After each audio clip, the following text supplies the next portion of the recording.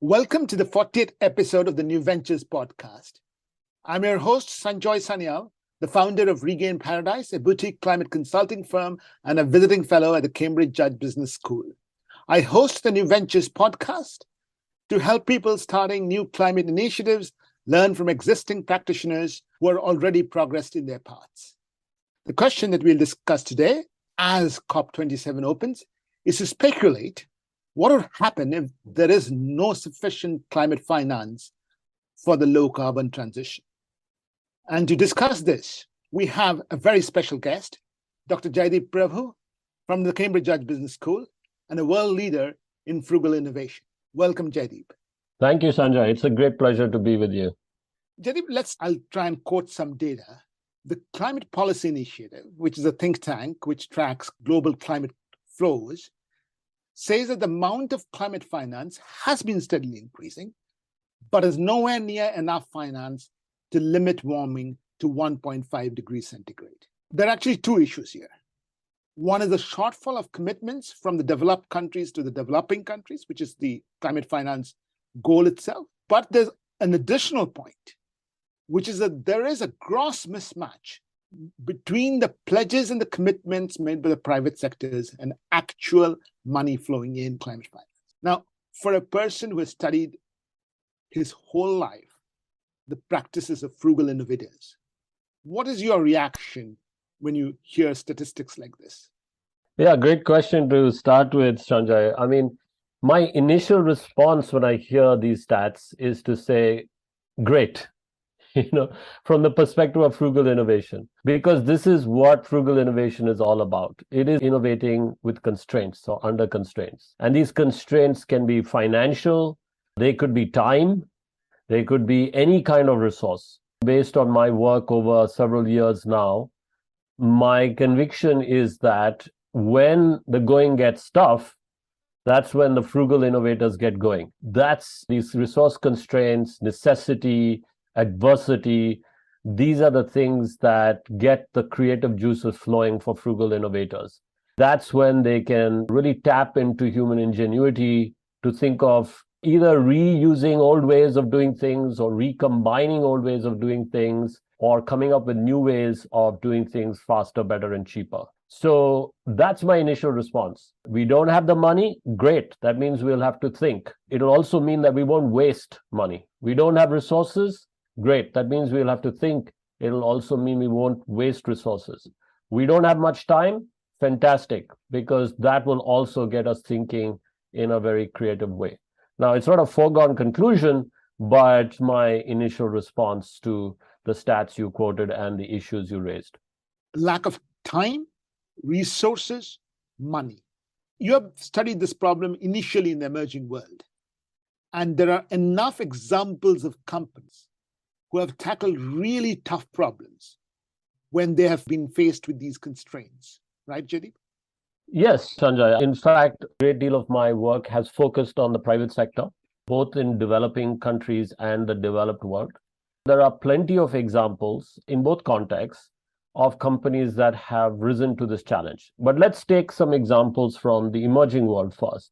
And I'll take two. I'll start with a company called Selco from Bangalore in South India, my hometown, where the founder and CEO Harish Hande for some years has been working on solar solutions for people typically living off the electricity grid in urban slums or in the countryside, and who typically use things like kerosene for lighting or cooking or heating. His story is very interesting because he realized early on that it wasn't the technology per se that was going to solve this problem. It was really understanding the context in which the people he was targeting were earning and spending, what their current behavior was, what was the exact set of problems that they were trying to solve, and importantly, coming up with an affordable solution that worked for them. And once he had understood that, then he went back to the drawing board to come up with a solution, and that's when technology became part of the solution. One of the things he realized was that for a typical client of his, let's say a fruit cart vendor who's in the informal economy, earning and spending on a daily basis, she might be able to afford something like 10 rupees a day, but she could not pay a monthly management fee or have direct debit or take a loan, because typically she wouldn't have access to a bank. And so his solution was to have local people in the community who he trained to maintain the batteries, panels, and lights actually offer this as a pay-as-you-go service on a daily basis. Even to do that, he had to do a lot of work, because a lot of the people who he would train from the local communities might not have access to a bank and get a bank loan. So he worked with a bank to give them loans, which he would guarantee. And then with the loan, they would acquire a store, they'd get the batteries, panels, and lights. They would charge the batteries during the day and then rent them to people like the fruit cart vendor for, say, 10 rupees a night. It's solutions like that I have been very inspired by, because I think they really address the problem at the grassroots, and then they come up with creative solutions. I'll give another example from a different sector and a different geography, this time Kenya, and this time mobile payments, which was actually introduced in Kenya in 2007, 2008, not by a bank, but by a mobile phone company, Vodafone subsidiary, Safaricom. And there, again, it was very interesting because the banks had noticed, of course, that mobile telephony was taking off, but they had been slow to see the potential of innovating that space. But the mobile companies had the drive to actually come up with new services they could offer their new customers. And so Vodafone went into a slum in Nairobi, in Kibera. They had an initial plan of using a kind of payments software on a phone to help people repay their microfinance loans. But when they started to test this out, they realized that actually the microfinance agents were not too keen on this. They preferred to go door to door and see their clients. However, the people from Safaricom noticed that local people had already figured out a solution, a quick fix to exchange free minutes that they had, or extra minutes that they had with each other. They could exchange them on their phone, like sort of texting it to each other, and use that as a form of currency. So the Vodafone people, the Safaricom people, then created a software and a system to formalize this. They worked with the Central Bank of Kenya, and they introduced M-Pesa, which became a game changer, not only in Kenya, but in many other countries in Africa and elsewhere, enabling people who are outside the banking system to get into the banking system on the lowest rung of the ladder and then climb up the ladder. And importantly, this was done very frugally, because they didn't create any new assets. They took what was already there. People already had mobile phones. They were used to texting each other. They had corner shops in their villages that could act as the agents where they could cash this e-float for money, and so on. So just two examples from the emerging world, that I've studied over time that bring out these aspects of how to address really tough problems in a resource-constrained environment. It is interesting because the example of energy that you gave in India and the example of mobile money actually joins up together in this propagation of the pay-as-you-go energy model. But we'll talk a little bit more about it. But I'll move on and ask you that there's also evidence from the Western world that has come up in your books that the approach of throwing money does not always spell success, but is actually often counterproductive. Yeah, absolutely. There is a saying that work expands to fill the available budget, or work expands to fill the available time. And that's unfortunately true a lot with large corporations, because large corporations tend to have, big budgets. They tend to have big R&D teams. They tend to have long-term projects that they're working on. And then what that does is it creates a mindset where the engineers and scientists in these corporate labs are trying to achieve the perfect solution. And achieving the perfect solution, often that is technology-led, from a technological perspective, not necessarily from the perspective of the eventual users or beneficiaries of that solution. And that can take time, it can take money, but it can also result in pretty big failures. Why? Because often, even if you've started off by trying to address a market problem, because the solution takes so long to achieve, you might come up with a solution only when the market has already shifted and preferences have changed. And so you could end up with a kind of white elephant product one that was designed for a customer that no longer exists, and one that actually then has taken a lot of time and money to come up with. And so even large companies now are recognizing the pitfalls of this kind of very expensive, top-down, bigger is better model of innovating and of industrial activity. And what you have studied is that there are examples of large multinationals embracing frugal innovation. So maybe if you can give us a few examples of that.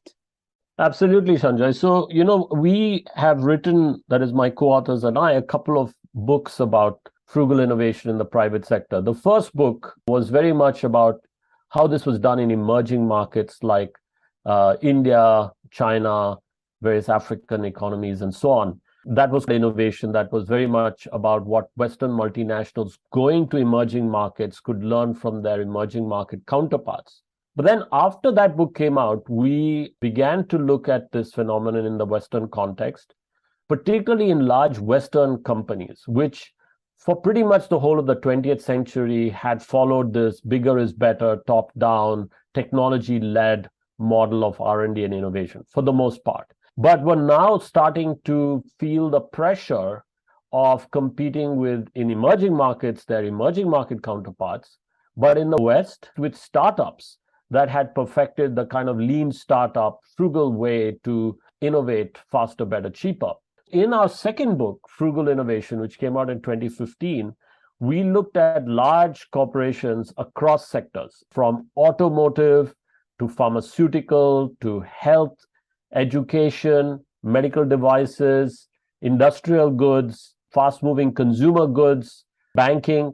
And we then studied a large number of large corporations that were trying side by side with their old industrial model of R&D to also compete with startups and their emerging market counterparts in how to do more and better with less, how to innovate faster, better, and cheaper.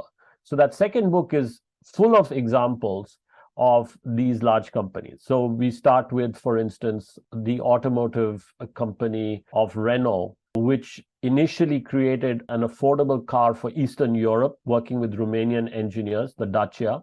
And initially that was intended for emerging markets, but then they saw that it was doing very well in the West. So they began to then systematically adopt these principles of frugal innovation and frugal engineering, not only in their Western R&D centers, but also partnering with their R&D centers in countries like India. And, I can go on. In healthcare, pharmaceuticals, we looked at how GSK was mimicking biotech startups by acquiring them, but not just acquiring them for their technology, acquiring them for the way they organize their teams, so that could be replicated within GSK, and GSK could move from having big teams working on fundamental science to smaller, more nimble teams that were working on specific therapeutic areas and so on. So yes, our second book is full of examples of large corporations across sectors adopting these principles of frugal innovation. So Jaideep, one of the things that was already clear in your second book was the topic of circular economy. And we know, and you referred to this in the beginning, there's a lack of resources. But companies were already addressing this for purely economic reasons. Could you give us a few examples of this? Yeah, absolutely. So out of the 6 principles that we identified in that second book on frugal innovation, which was all about Western corporations adopting these principles for the West, 2 of the 6 were more explicitly climate related. This was actually a big motive for us to do the research, because we realized that a lot of Western companies, large corporations, had realized that it was a strategic issue for them. It was in their interest to start thinking about being frugal in terms of the resources that their products and services depend on, most of which were finite, and where there was competition for access to those finite resources. Take an IKEA, for instance, which depends crucially on the availability of timber, which is a finite resource. There are only so many forests and trees in the world. And then increasingly, there's competition for that limited resource of timber. Other companies, particularly from emerging markets, would be competing with IKEA for access to that timber. it became strategically important for a company like IKEA to then secure their access to timber in the future. Now, one way they could do that, of course, is by thinking about their supply chain and actually vertically integrating back or working with farmers to ensure that there were forests, where there was captive timber being grown. But another is to become circular. So instead of being linear in that you take resources from nature, you make products with them, furniture, which consumers buy and then dump again in nature, that's totally wasteful and it's simply not sustainable. You would want to move to a situation where you reduce, reuse, and recycle all the materials that go into your products, your furniture, if you're IKEA. And one way to do that then becomes you move from a transactional, we'll sell you stuff, to a contractual, we'll give you a service model, a leasing model. And you see that being adopted by carpet and flooring manufacturers who work for office buildings, for instance. Same thing, company like Tarkett, the French flooring company, has been trying to do that in their business with office buildings. You see this increasingly now with automotive companies, where they will try to lease the car to you so that they retain control of physical asset and then they can recycle all the elements in that. Battery manufacturers are moving towards that as far as possible because of a lot of the rare earths that go into their batteries are very precious, and there's going to be competition for access to the pure natural elements. That's one principle. And we call that principle create sustainable solutions. That's what the large companies seem to be doing. Now, many of the large companies we talked to said that because it's in their economic interest to rationalize their supply chain and reduce their footprint, they have done that. But in many cases, their customers, people like you and me, when we consume their products in the home, we have a somewhat unsustainable, wasteful set of habits, consumption habits. So people at Nestle has pointed out that often people like you and me, we might boil a whole kettle to make a cup of tea or coffee. People at Unilever pointed out that we might take 10 or 15-minute showers when we could take a 5-minute shower. Now, how to influence or shape consumer behavior? Here, a lot of companies are drawing on behavioral principles, nudged policies, using digital technologies like apps to help us monitor our behavior and to optimize our behavior so we reduce waste in the home, whether it's consumption of food, we reduce consumption of energy, water, and so on. So those are the two core principles of the 6 that really relate to the climate crisis directly. Jaideep, thank you. I think that makes it very clear. What I found interesting was the process by which companies did it.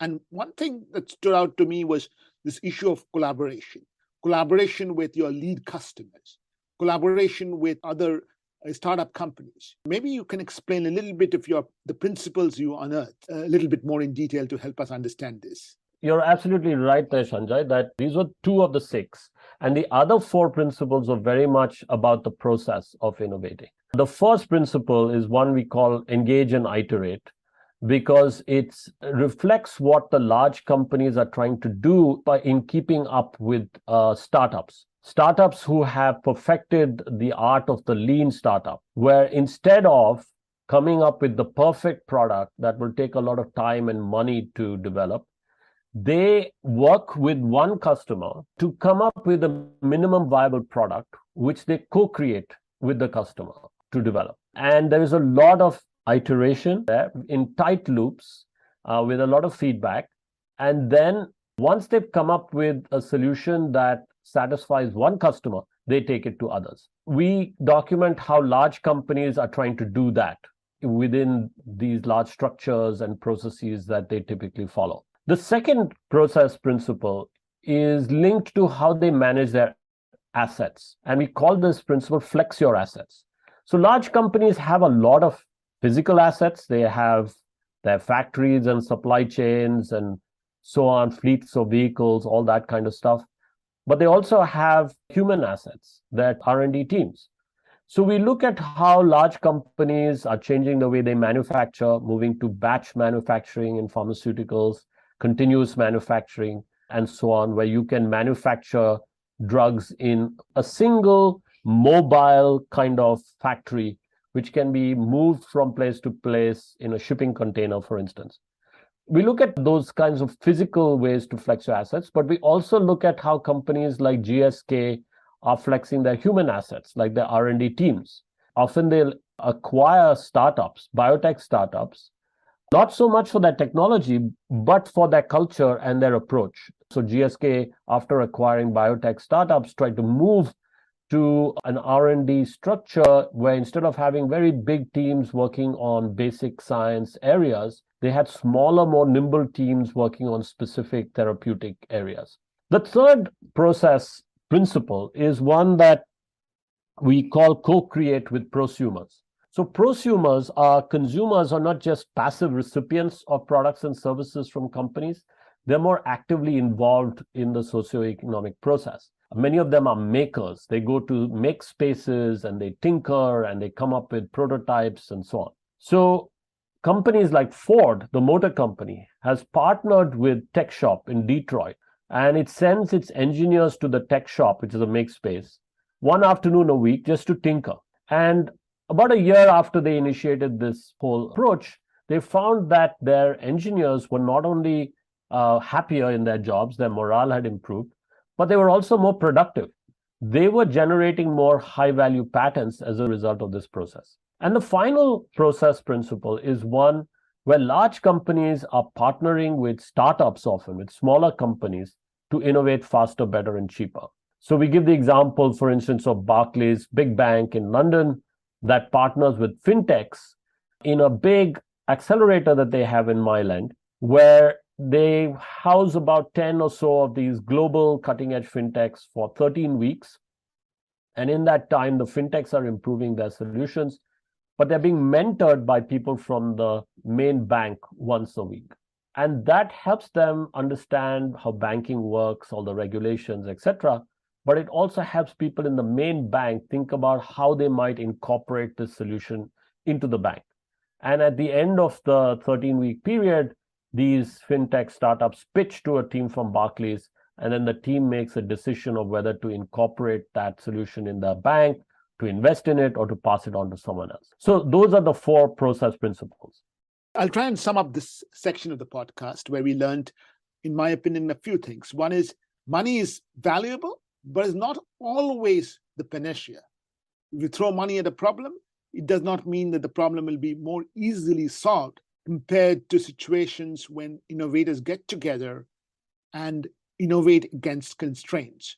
And I think you've brought out examples of that, and you've brought out principles of how people achieve that. But I would take away 2 interesting things from what you said, Jaideep, which is, one is the issue of the diffusion of innovation. I'm so happy that you brought up Harish Hande's example right at the beginning of this podcast. I'm sure Harish Hande inspired a whole generation of entrepreneurs from the Western world who then went to Africa to solve the problem of energy access. Because you brought up Harish Hande from your hometown in Bangalore, we also have to talk about Simon Bansfield from Cambridge, who set up this company called Azuri, or Christopher from the Imperial College of London, who set up the company called Bbox, UK-based companies, who then went and tried to set up the ecosystem of providing energy access, a very tough challenge in very poor countries of Africa. So that's one thing I think is interesting from a diffusion of innovation perspective. The other, of course, is following your lead customers. You talked a little bit about pro-consumers, that you understood the Western companies working with. But I'll link this up with the example that you gave of Vodafone in Kenya, where they found their inspiration for innovation, if you may, from the existing practices in the Kibera slum. To me, that is also an important thing, because it allows us to observe how let's say, a Maasai tribe would adapt to climate change and then derive inspiration of climate adaptation. That's kind of how I'm taking away this section. And then we will move on to the next one. What you have said, Jaideep, is that I think innovators and entrepreneurs, if challenged, can do anything. It's the others that we need to worry about. Of the others, one very key member of the others is the issue of public policy. How should policymakers work to support frugal innovation?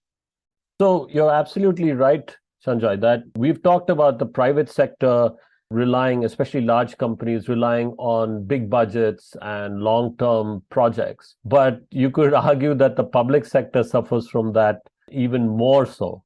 And in fact, the world is replete with examples of the public sector and the state engaging in these white elephant projects with huge amounts of money are spent and long time periods elapse before something eventually happens, if at all.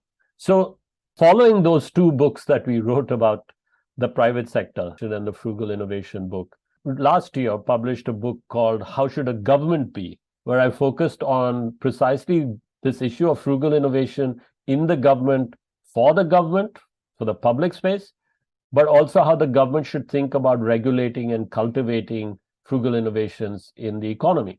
And there we start to look at, I'm actually there, I'm the single author there, so it's me. What I do there is to actually argue that governments too can figure out how to do more and better with less. Not just can, but they must, because they are actually working with public money. And since they owe the taxpayer, and it's taxpayers' money that they're spending. So one of the many things that I explore there is how the state can adopt some of the approaches that the private sector has adopted to develop things faster, better, and cheaper. Because the state, after all, also delivers solutions and services to its citizens. In many countries, health, education, these are things that this comes under the state's purview. In some emerging markets, the state also owns energy companies and other state-owned enterprises. So there's no reason why the state cannot also adopt these principles of frugal innovation. And I give examples. One from India that you'd be very familiar with, of the Aadhaar, the unique ID, which was done, I think, very frugally. It was done within a budget of about $2 per ID, per Indian citizen, and was done pretty quickly. In about 5 years or so, a large number of Indians got access to this unique ID linked to their biometrics. And it was done at a huge scale. So we see lots of examples of the state doing it itself, but we also see examples of the state enabling others to do it. So we talked about M-Pesa earlier on, and a lot of people have written about that whole story from the private sector perspective, from the perspective of Safaricom, that went to Kibera, saw what the local practices were, came up with this solution, faster, better, cheaper. But in this latest book, I write about the role of the Kenyan central bank in enabling that innovation to happen, because they played a key role. Initially, Safaricom went with their proposal to the central bank. Now, the central bank could have simply said to them, hey, you guys are not a bank, go get a banking license and come back. Now, that would have probably killed the project right there. Or they could have washed their hands off it and said, oh, you guys are a telecoms company, go to the telecoms regulator. Instead, they actually engaged, and they engaged quite early, proactively. A bit like the engage and iterate principle, they engaged with the company early, and they said, okay, here are 3 issues we have, concerns we have. One, are you actually robust? Is this platform going to work or not? Second, will it comply with money laundering regulation, international standards? And third, is it legally a banking service you're providing? Because then you would have to get a banking license. And they very quickly, with a consultant and the help of Safaricom, got answers to these questions that they were satisfied with, and gave Safaricom a letter of no objection to enter the market, and then monitored them, which is also key. So we look at a lot of principles. Another example I give is of how cities like Barcelona or Boston engage with the local makers and tech companies and universities to be able to come up with often digital solutions for citizens in the local city, in the local communities. So I think public sector suffers from a lot of these challenges, but there are many examples of the public sector being able to adopt these principles of frugal innovation to do things faster, better, and cheaper, either itself or by enabling others to do that. Great, Jaideep. Public policy is, of course, absolutely critical, but my topic is climate finance. And one of the things that I found very interesting in your book is the example of challenge fund, the idea that you proposed for moving public money. Could you elaborate on that a little bit, please? I think challenge funds are a very powerful way of getting people to focus on particular big, wicked problems like climate change or aspects of the environment and environmental collapse. And these have been used very successfully at different levels of government. We could start with cities, and I give examples in my book of at least two cities which have done this very effectively. I mentioned Barcelona. In Barcelona, the mayor engaged with an existing network of local fab labs, which are make spaces, that had come out of the local architectural university in collaboration with MIT. They encouraged communities within these labs to focus on making solutions, often Internet of Things solutions, for local challenges around, could be linked to certain sectors like construction, could be linked to automotive, could be linked to household appliances. So out of these challenges, one very concrete solution that came out was something called the Smart Citizen Kit, where the local community in a tech shop, in a fab lab, basically came up with a device, an Internet of Things device, to help individual citizens monitor pollution in a better way in the city. So typically a city like Barcelona would contract with big companies like IBM or Cisco, come up, buy this very expensive equipment, about 40,000 euros per unit. They'd buy a few tens of units and place them in different parts of the city, typically in the park, so they could claim the city is cleaner than it is. But the people in the fab lab realized that, hey, that's actually a dumb way to do this. It's much better to come up with potentially hundreds or thousands of tiny sensors, devices that are very low cost, that they can make in the fab labs, sell on the internet to people in the city who would just buy it and then install it in their homes. They could just put the sensor outside their apartment, where it would read real-time things like nitrogen levels, carbon dioxide levels, noise, temperature, sunlight, send that data real-time to a USB stick connected to their computer, which would then send this information to a central server that would process the information from hundreds of these devices and then send it back to you. So you could actually monitor. If you had asthma, you would know why you had an attack on a Thursday evening, and you would know what to do about it. You could complain to your local council at the city level. Then you see these kinds of challenges at the regional, sometimes even at the federal level. If you look at the US, for instance, you have these grand challenges often led by DARPA. DARPA has done this very effectively.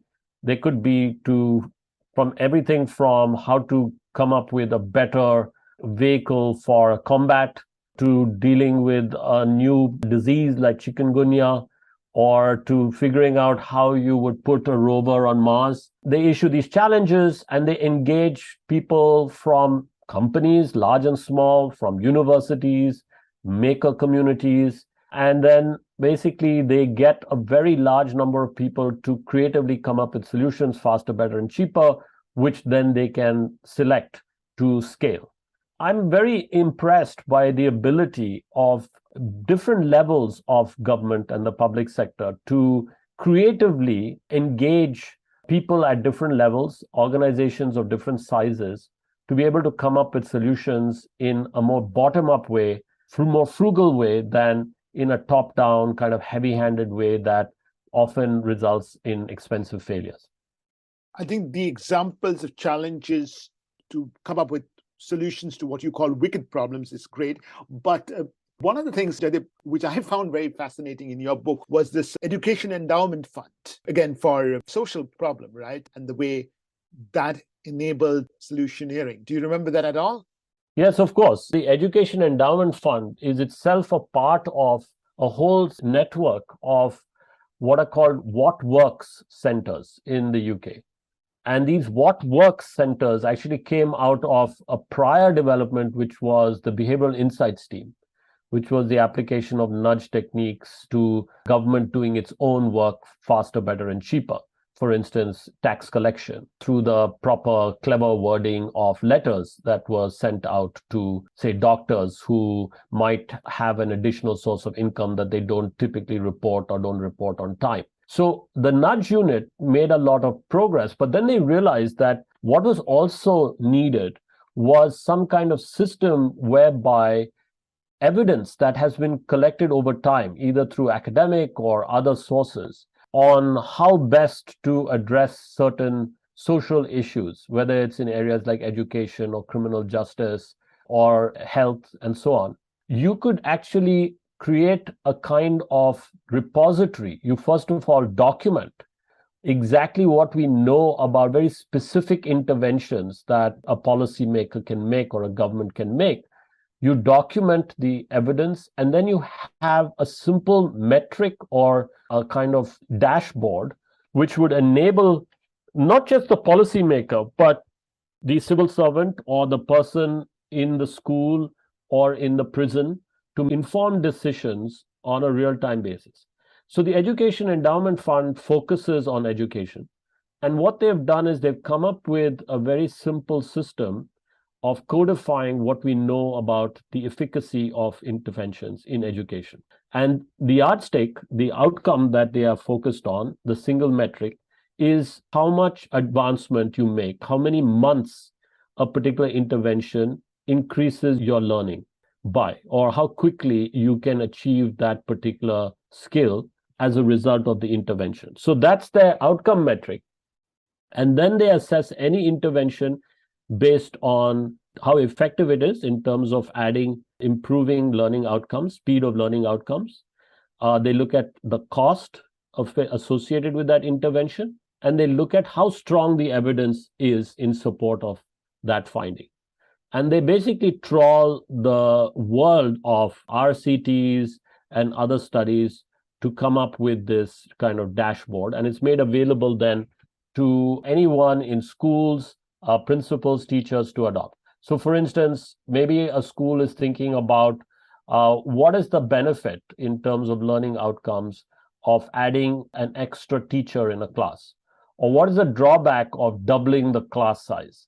And they can very quickly refer to the website to see what is the evidence on that particular intervention, what is the cost of that intervention, and how strong is the efficacy or effectiveness of that. So that approach, I think, is very powerful to help with the public sector make educated, informed decisions. And certainly this could be applied to climate and energy policies as well. We have seen the Behavioral Insights team nudge people towards, for instance, insulating their lofts in the UK, which is a very big issue. But even better would be to have a kind of dashboard like the Education Endowment Fund has to help people, empower people essentially in all kinds of contexts to be able to take informed decisions about how to reduce their footprint. RCTs, those of our audience who do not know it, Jaideep refers to random controlled trials. It is obviously very expensive to do them. But so if you have a database of the results of various random controlled trials done all over the world, it will be of very big use to future policy making. And that's, I think, what you're referring to, Jaideep. The example that you're given, to me, resonates so clearly with adaptation.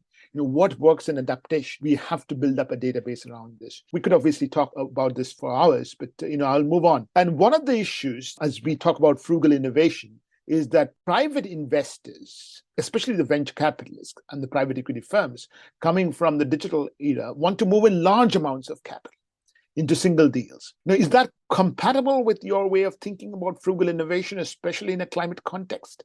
That's not really compatible with what I've been studying and writing about, because this is a continuation by other means of that old bigger is better model. The whole idea, it seems to me, is that particularly in these kinds of digital platforms, there is a huge first mover advantage. And so this is like a gold rush where basically the investors rush in to try and create one monopolist that will dominate that particular business and sector. And they'll dominate it not only because they capture the customers, but often these are two-sided platforms. Think about Uber. It's people who want to use the taxis, and it's the taxi drivers. By trying to scale very rapidly, Uber can essentially have monopoly power over both sides of the market, the taxi drivers and the customers. And a lot of the money that is being pumped into Uber would be pumped to really buy out, bribe, in a sense, customers by charging them less initially, and the drivers by giving them more initially. But once you have monopoly power, that monopoly power can be misused in various ways, including by raising prices for customers and reducing benefits for the taxi drivers. The other aspect of those models where they pump money in to get the winner-take-all kind of outcome is the data aspect. They would stand to gain over a period of time a huge database on not only in the case of Uber, say the drivers and the customers, but you would also have a lot of data on transportation use and also credit card, debit card use. And that data can be sold or be mined for all kinds of other insights, making it highly valuable. And so I think it's not compatible with frugal innovation from the perspective of the principle of trying to do more and better with less. Here, they're trying to do more, and I would say worse with more. But I also think that it's potentially dangerous from an economic and social perspective, because I would say that generally speaking, monopolies are a bad thing because they give people monopoly power, which they can then abuse. And in the case of digital platforms, we're also seeing the misuse of data. There are issues around privacy and security, and regulators, unfortunately, in various parts of the world, have been relatively slow to keep up with some of these negative externalities. So that's my take on that question. Very frank, Jaideep. I think this is very important. We will move on. And one of the things that I wanted to understand a little bit more in detail is you gave a number of examples of maker labs. But in general, I think one of the things that have come out in your last book is the ability of individuals, courageous individuals, to make a difference. And especially in the context of climate change, I think that's very important. Maybe you want to talk a little bit about that. Individuals are what actually motivate teams and then organizations and then societies to change. In my books on the private sector, really both of them, whether it's about emerging markets or the developed world, they're really about individuals within companies, whether they're startups or large corporations, who are driving change. Of course, they find allies. They can't do things on their own. They have to create communities within their companies that will make the change happen. That's the private sector. The same thing with the public sector. In the government book, How Should a Government Be, which came out last year, the stories that I tell, there are people behind those stories. The Aadhaar, we know, was famously driven by Nandan Nilekani and a small group of administrators that he selected, and a somewhat larger group of cutting-edge technical experts who, in many cases, volunteered to build the backbone and write the software. So that's a very large federal level project in a huge country like India. But a lot of the smaller cases, if we go to the M-Pesa case in the central bank, there are a few key members of the central bank team who drove that change, who bucked the trend of just washing their hands of something new or stalling. In the city examples, I haven't talked about Boston. Boston has been fascinating. The mayor there, who was a 5-term mayor, Tom Menino, he actually was a very traditional sort of politician. He didn't believe in technology. He believed in what he called urban mechanics, literally walking around the town, talking to citizens, finding out from them issues like, oh, there's a broken manhole or a missing manhole on 52nd Street, fix it. He then created a small team in the mayor's office called the Mayor's Office of New Urban Mechanics, which was housed by a few technical people who came out of universities like MIT and Harvard and Tufts, who really were entrepreneurial but understood the public sector context. And that's a little engine of innovation within Boston. They identify problems in the community. They come up with frugal solutions, often digital, that they test, they get evidence. And then if they find that something is working, they will pass it on to the relevant department to scale. So it's always individuals that are driving change. And often these are people within companies. They could be entrepreneurs in their startup, but even in large companies, you have intrapreneurs, people who are driving change within the context of a large, monolithic, often process-obsessed bureaucracy.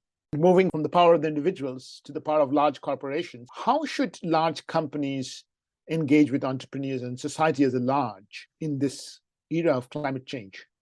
Yeah, so I think a common theme throughout my books has been this issue of how the large and the small can work together. And you can see this both in public partnerships or private partnerships or public private partnerships. A lot of the private sector now is full of examples of large companies partnering with startups in order to innovate faster, better, cheaper. And the reason is that the innovation process, you could think of it as having two aspects to it. There is an initial fuzzy front end where experimentation is important, where you've got to try a lot of different things, often fail at a lot of things before you find something that works. And then there's a second, more systematic phase where, having identified one or two candidate solutions, you then scale them. Now, the first fuzzy front-end experimentation bit is best done by startups. They're more agile, they're more frugal, there are many more of them in any society. They can do that very well. Then they reach a point where they've come up with a solution, but then they don't have the resources to scale. That's where the large companies can come in, or large organizations can come in. It could be from the public sector as well. They have the resources to really scale these successful experiments. So we saw this, I think, in very spectacular fashion during the pandemic.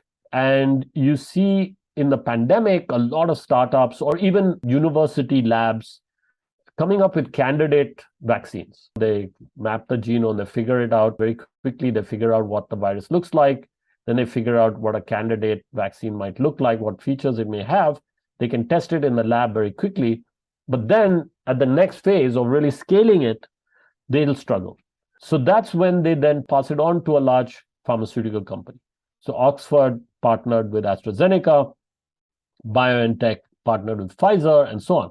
And then the big pharmaceutical, which has mastered the art of doing clinical trials, they have all the resources, they have everything in place, the software and the teams and so on, they can go through the regulatory process at scale, and then they can manufacture at scale, they can distribute at scale.